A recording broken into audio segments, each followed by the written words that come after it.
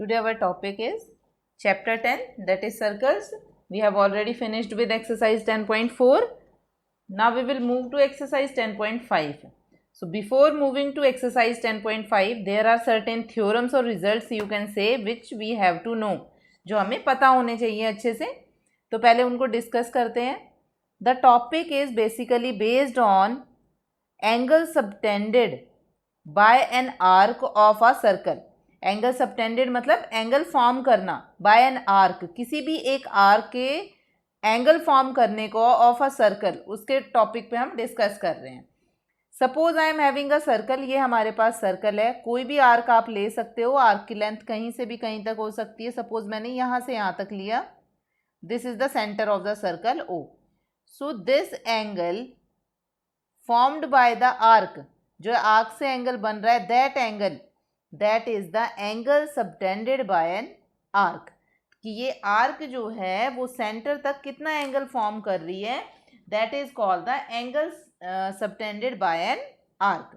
ये ध्यान रखना है. हम ऑलरेडी जब हमने चैप्टर स्टार्ट किया था तब भी हमने टर्म्स डिस्कस की थी. अब आ जाता है हमारे पास फर्स्ट रिजल्ट थ्योरम. आप कुछ भी बोल सकते हो. If two chords of a circle are equal, अगर सर्कल की कोई भी दो कॉर्ड्स इक्वल हैं, then their corresponding arcs are congruent. तो उनकी कॉरेस्पॉन्डिंग आर्क क्या होगी, कॉन्ग्रुएंट होंगी. तो सबसे पहले देखिए, कोई भी दो हम वो ले लेते हैं, किसकी बात हुई है, कॉर्ड की बात हुई है. सपोज मैंने यहाँ से यहाँ तक कॉर्ड लिया और सपोज एक कॉर्ड मैंने लिया यहाँ से यहाँ तक, ठीक है. If the length of both the chords are equal, अगर दोनों कॉर्ड की, तो if I have taken two arc, suppose यहाँ पे मैंने ये जो दोनों पिंक लाइन्स हैं इन आर्क को नेम दे देती हूँ.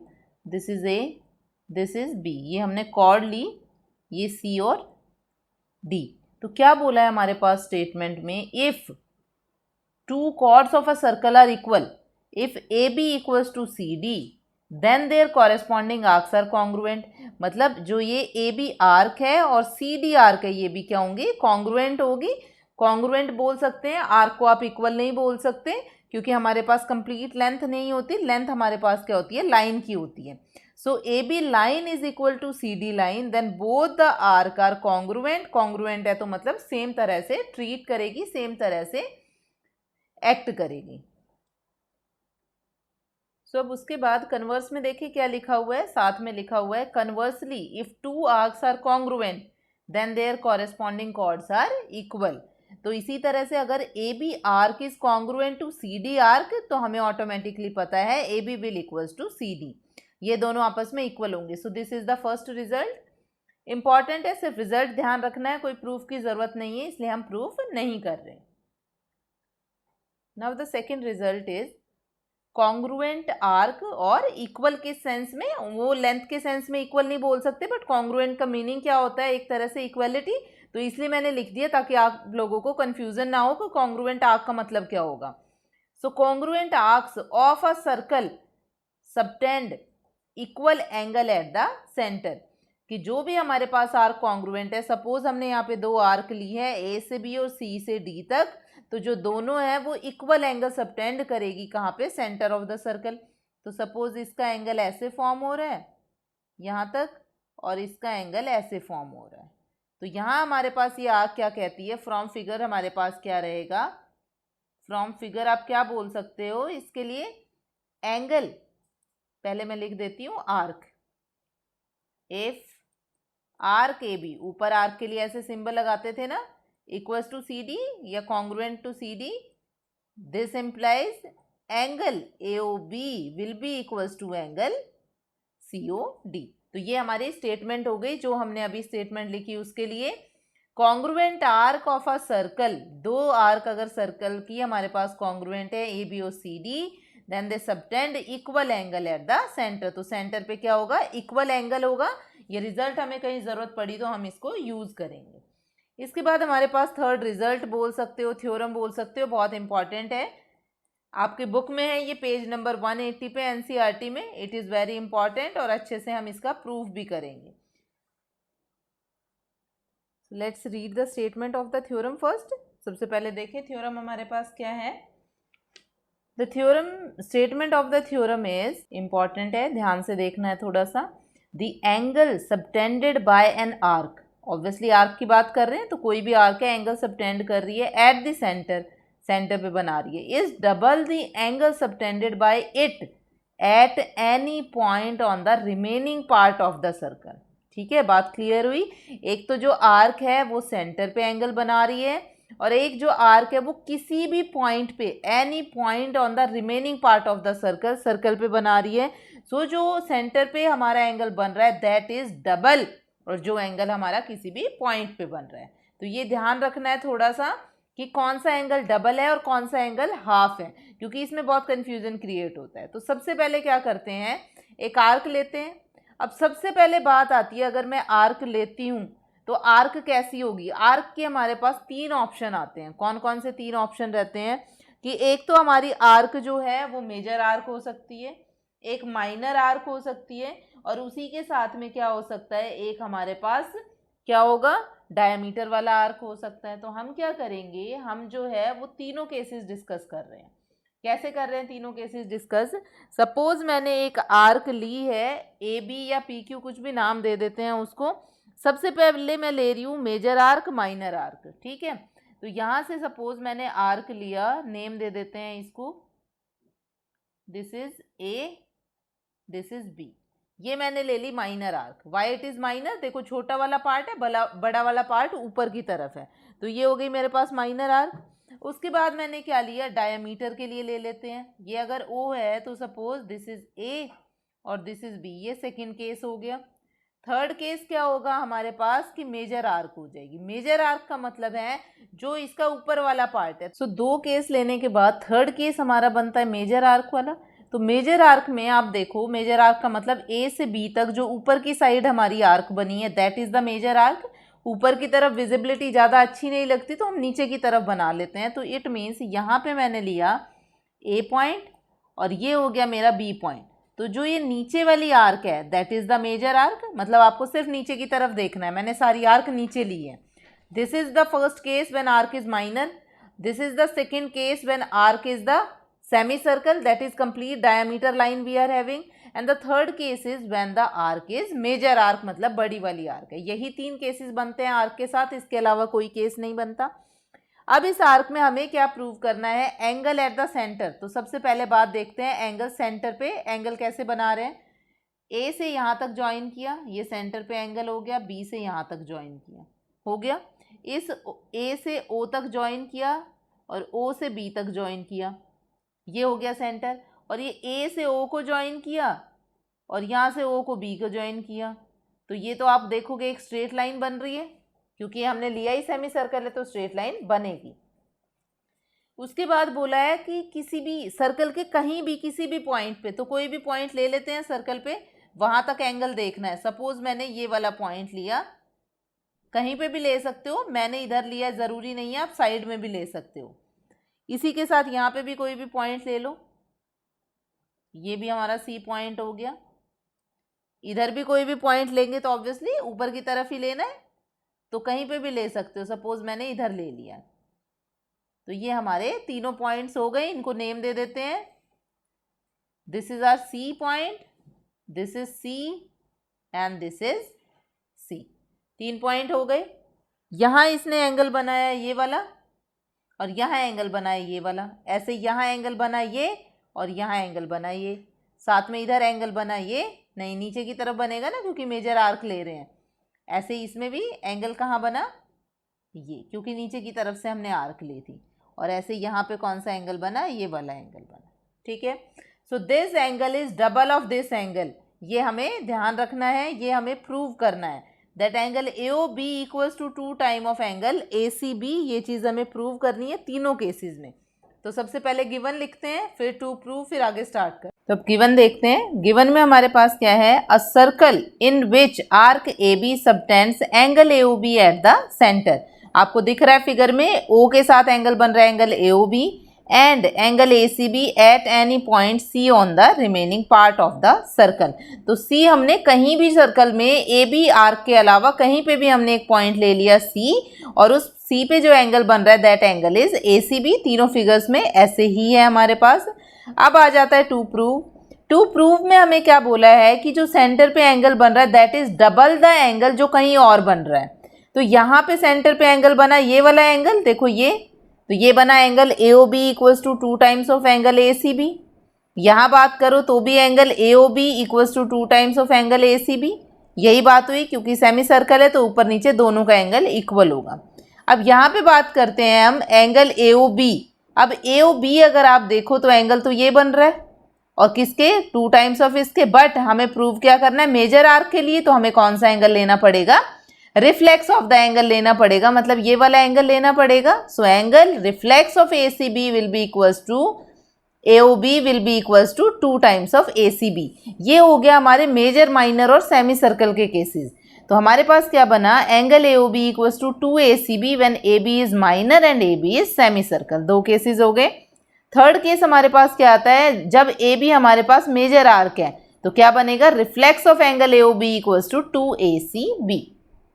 अब देखो स्टार्ट कहाँ से करें, कैसे प्रोसीड करें। आपको दिख रहा है यहाँ पे कॉर्ड AB है, ये एंगल्स मैंने ज्वाइन किए हैं, इधर भी ज्वाइन कर दिया, तो मेरे पास एक ट्राइंगल सॉर्ट ऑफ फॉर्म बन गई। ठीक है, तो ट्राइंगल में मेरे को पता है कि अगर मैं C पॉइंट से, रो पॉइंट से कोई कंस्ट्रक्शन ड्रॉ करूँ तो कोई ना कोई रिजल्ट मेरे पास ज़रूर आएगा।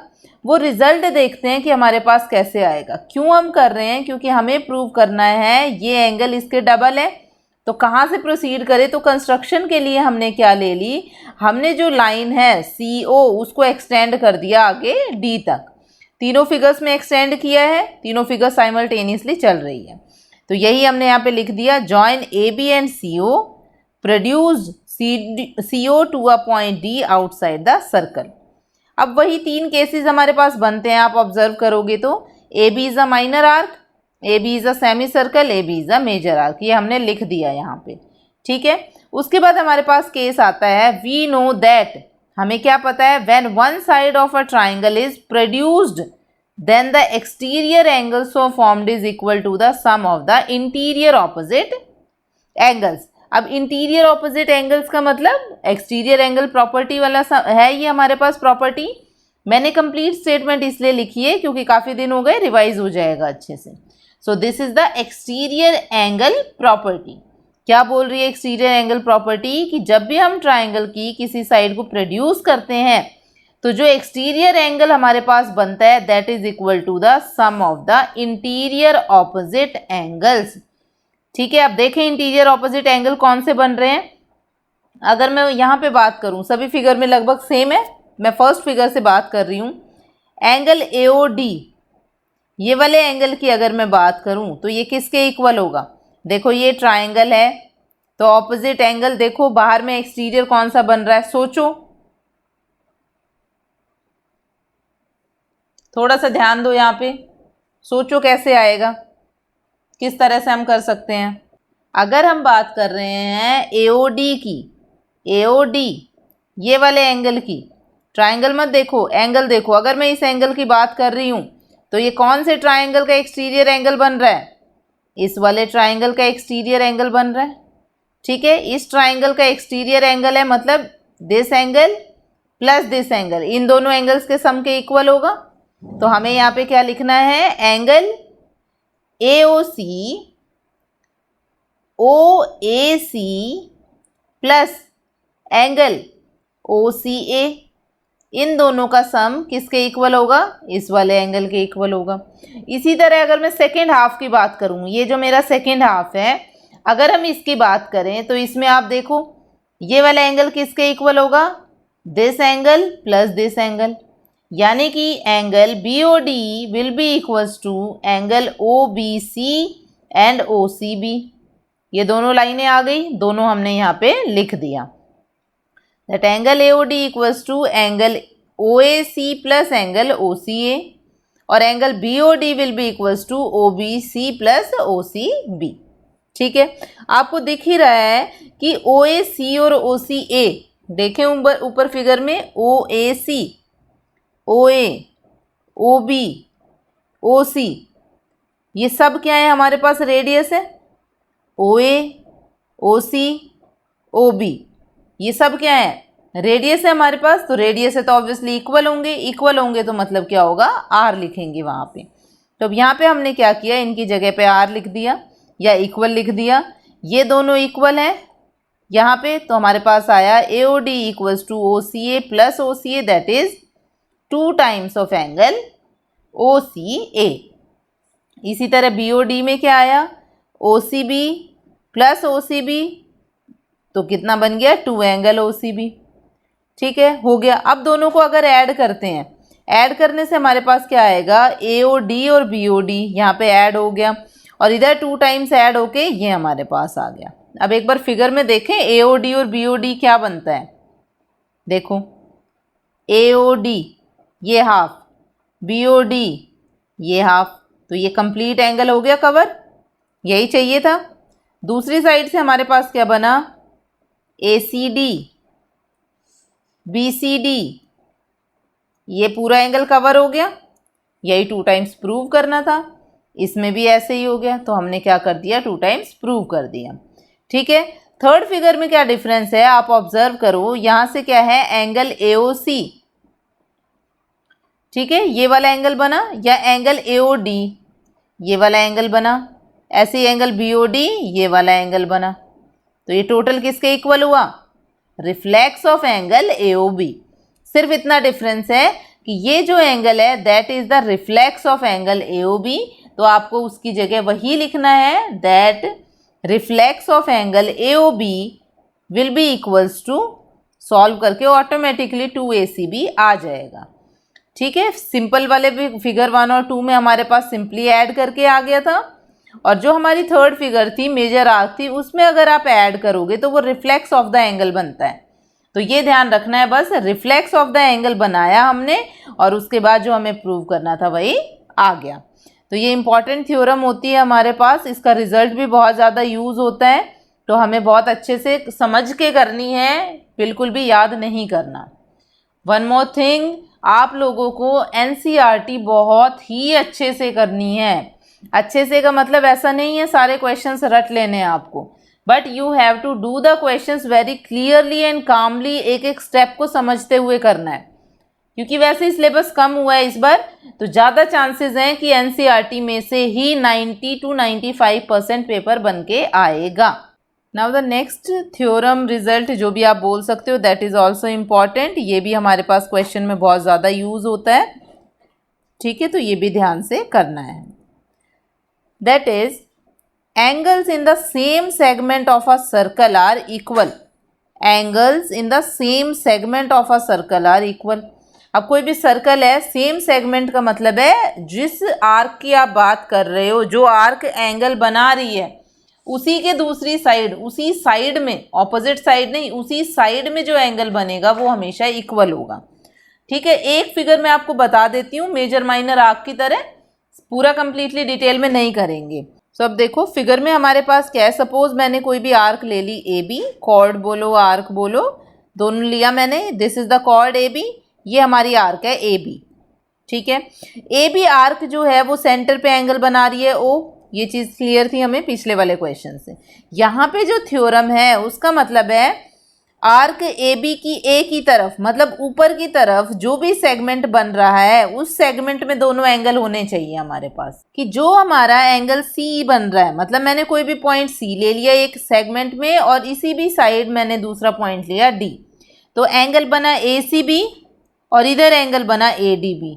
सो द थ्योरम स्टेट्स कि जो हमारा एंगल ACB बन रहा है that will be equal to angle ADB, चाहे हमारे पास कोई भी आर्क हो, मेजर आर्क हो, माइनर आर्क हो या फिर सेमी सर्कल हो। मैं इसको स्टेटमेंट को ब्रेक कर देती हूँ, और angle ACB equals to angle ADB, ये आपको ध्यान रखना है, इंपॉर्टेंट रिजल्ट है, क्वेश्चंस में थ्योरम्स में हमें यूज होगा बीच में। प्रूव कैसे करना है आपको खुद पता है, प्रीवियस थ्योरम में हमने क्या किया है, अभी लिखा भी हुआ है। कोई एंगल बनेगा वो सेंटर पे जो एंगल होगा उसका डबल होगा, so this angle will be 2 times of this angle, also this angle will be 2 times of this angle। अगर ये दोनों इसके डबल के इक्वल हैं तो ऑब्वियसली आपस में भी क्या होंगे, इक्वल होंगे, तो इसलिए वो प्रूव नहीं कर रहे हैं, सिर्फ थ्योरम की स्टेटमेंट इंपॉर्टेंट है इसलिए हमने यहीं तक किया है। इन केस आपके पास आ भी जाता है तो आप डायरेक्टली लिख सकते हो ऊपर वाली थ्योरम का रिजल्ट, फिर this equals to AOB, this equals to 2 times AOB, और फिर दोनों आपस में इक्वल हो जाएंगे तीनों केसेस के लिए। Now the next theorem is it is also as important as the other two. तो ये आपको अच्छे से करनी है, ध्यान रखना है, ये सारे रिजल्ट्स यूज होते हैं इसलिए हम इनको इम्पॉर्टेंट मार्क कर रहे हैं बार बार।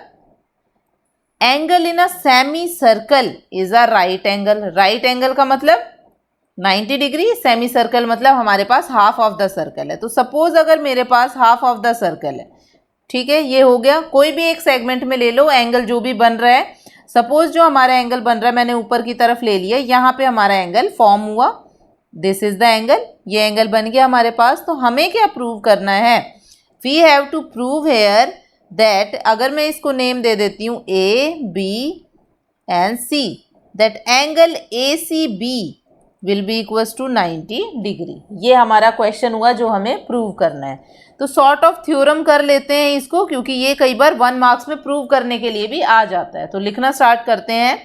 सबसे पहले मैंने लिखा गिवन। गिवन में हमारे पास क्या है, A B is a diameter of circle, ठीक है, डायामीटर ऑफ सर्कल लिख दिया हमने। उसके बाद क्या बोला है, कुछ नहीं बोला, एक चीज़ और हमें पता है, and angle A C B is an angle in the semi circle, ये पता है बस, इसके अलावा हमें कुछ गिवन में नहीं पता। अब आ जाता है टू प्रूव। टू प्रूव जैसे मैंने ऊपर भी लिखा है, टू प्रूव में हमें क्या प्रूव करना है, angle A C B will be equals to 90 degree, ठीक है। प्रूफ कहाँ से स्टार्ट होगा, प्रूफ में हमें पता है कि हम अभी ऊपर करके आए हैं थ्योरम में कि जो एंगल सबटेंडेड बाय आर्क है वो क्या होगा, 2 टाइम्स होगा। वी नो, अगर एग्जाम में आता है तो आपको कंप्लीट स्टेटमेंट लिखनी है। यहाँ पे तो मैंने लिख दिया by theorem 4, angle A O B equals to angle A C B, ठीक है, यही कहती है थ्योरम हमारे पास। तो यहाँ से ए ओ बी एंगल कितना है, 180 degree, two angle A C B. क्यों है, because A O B is a line, line है तो 180 डिग्री क्या हो गया, उसका एंगल हो गया। This implies angle A C B equals to 180 degree by 2 और angle A C B equals to 90 degree. यही हमें प्रूव करना था, यही प्रूव हो गया। तो हम लास्ट में लिख देंगे हैंस प्रूव्ड। ये थ्योरम अगर प्रूव करनी भी आती है तो ये 1 मार्क्स में आएगी, उससे ज़्यादा नहीं आएगी, आपको ध्यान रखना है। दूसरा, इसका रिजल्ट बहुत ज़्यादा यूज़ होता है। यहाँ पे जो मैंने लिखा वी नो बाय थ्योरम 4, उसकी जगह आपको क्या लिखनी है, complete statement of the theorem आपको लर्न करनी है। Complete statement of the theorem you have to write here. Now the 6th result is, ये ज़्यादा इंपॉर्टेंट नहीं है अभी के लिए, तो ये सीबीएसई ने कट भी किया है सिलेबस में से, बट हम इसको डिटेल में नहीं करेंगे, हम सिर्फ थ्योरम की स्टेटमेंट पढ़ेंगे, इन केस कहीं ज़रूरत पड़ी तो हम उसको यूज़ कर सकें।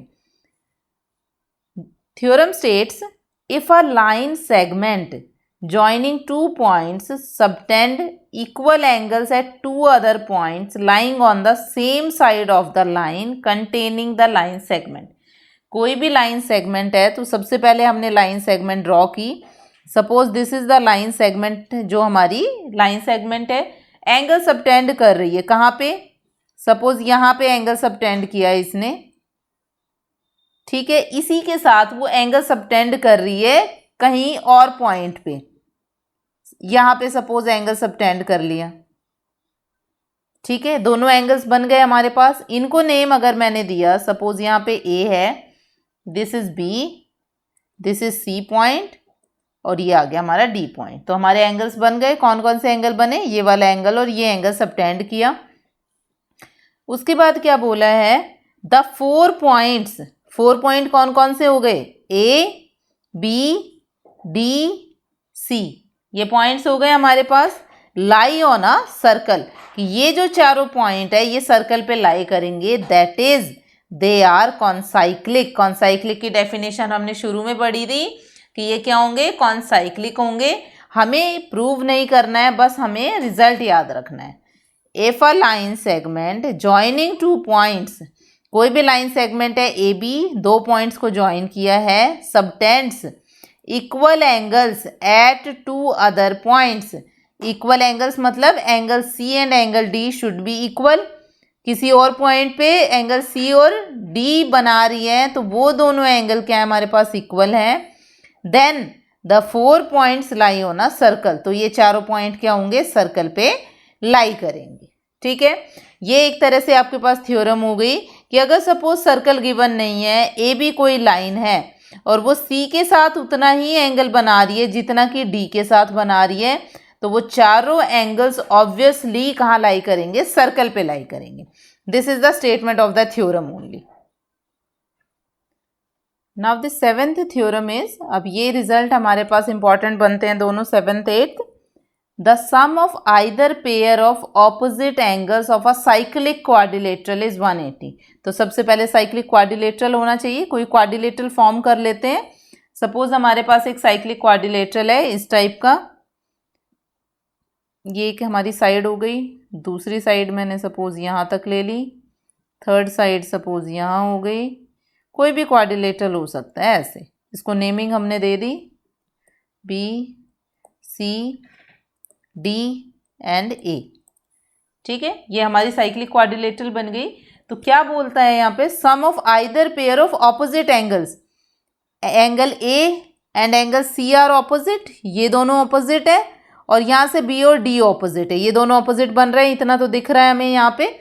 तो ए और सी का जो सम होगा वो कितना होगा, 180 डिग्री होगा। बी और डी का सम होगा वो कितना होगा, 180 डिग्री होगा। यहाँ पे लिख सकते हो angle A plus angle C equals to 180 degree, या फिर angle B plus angle D equals to 180 degree. The sum of either pair of opposite angles of a cyclic quadrilateral is 180 degree. ठीक है, हो गया 180। दूसरा, अगर मैं इसका कन्वर्स बोलूं कि अगर दोनों का सम 180 है तो हमारी क्वाड्रिलेटरल क्या होगी, साइक्लिक होगी। ये हमारा 8th रिजल्ट है। If the sum of a pair of opposite angles of a quadrilateral is 180 then quadrilateral is cyclic. So ये इंपॉर्टेंट रिजल्ट्स और थ्योरम थी जो हमारी एक्सरसाइज 10.5 से पहले यूज होगी। Exercise 10.5 we will continue in the next class.